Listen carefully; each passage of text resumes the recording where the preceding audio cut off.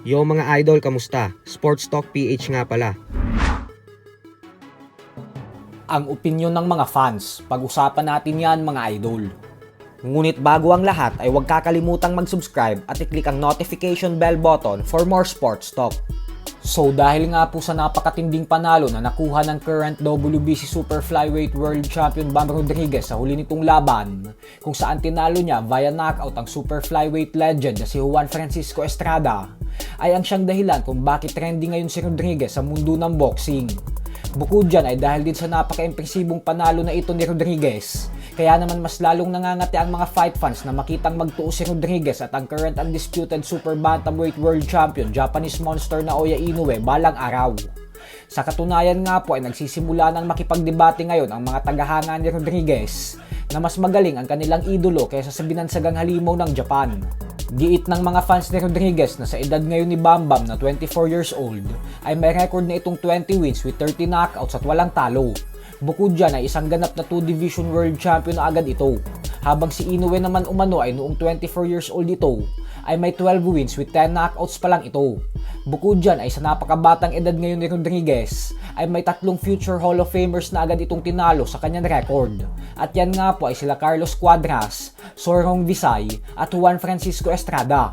Habang si Inoue naman ay hanggang ngayon po ay ang ating pambato pa lang na si former 4 Division World Champion Nonito Donaire Jr. ang future Hall of Famer na natatalo niya.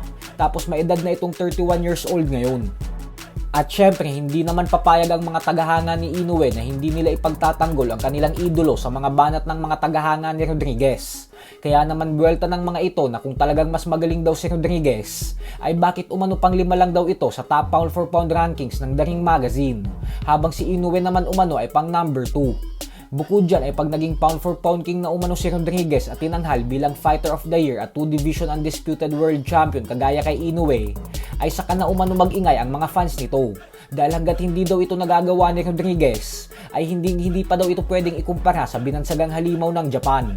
Habang ang iba naman ay sinasabi na wala daw saysay ang mga debate at bangayan ng mga fans. Kaya ang pinakamagandang solusyon umano dyan ay paglabanin na lang ang dalawa sa ibabaw ng lona. Nang sa ganun umano ay magkaalaman na kung sino ba talaga ang mas matibay sa dalawa. Sa kabilang banda naman mga idol ay isang napakagandang balita nga po para sa ating mga Pinoy boxing fans.